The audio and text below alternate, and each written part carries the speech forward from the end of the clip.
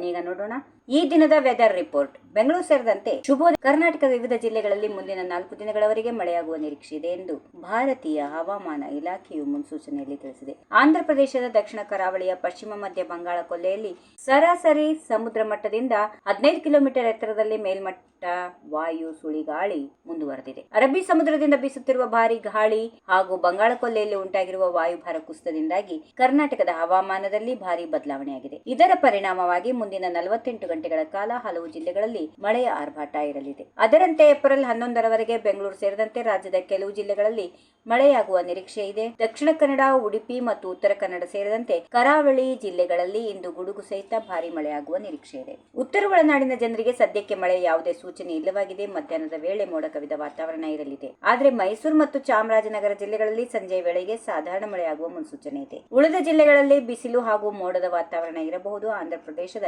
ದಕ್ಷಿಣ ಕರಾವಳಿ ಪ್ರದೇಶಗಳ ಬಳಿ ಬಂಗಾಳ ಕೊಲ್ಲಿಯಲ್ಲಿ ಚಂಡಮಾರುತದ ಪರಿಚಲನೆ ಸಕ್ರಿಯವಾಗಿದೆ. ಇನ್ನು ಬೆಂಗಳೂರಲ್ಲಿ 2 ದಿನಗಳವರೆಗೆ ಮಳೆಯಾಗುವ ನಿರೀಕ್ಷೆ ಇದೆ. ಭಾಗಶಃ ಮೋಡ ಕವಿದ ವಾತಾವರಣ ಇದ್ರೂ ಉರಿಯುವ ಶೆಕೆ ಇರುತ್ತದೆ. ಇನ್ನು ಬೆಂಗಳೂರಲ್ಲಿ ಗರಿಷ್ಠ ತಾಪಮಾನ 34 ಡಿಗ್ರಿ ಸೆಲ್ಸಿಯಸ್ ಇರಲಿದ್ದು ಕನಿಷ್ಠ ತಾಪಮಾನ 21 ಡಿಗ್ರಿ ಸೆಲ್ಸಿಯಸ್ ದಾಖಲಾಗಲಿದೆ.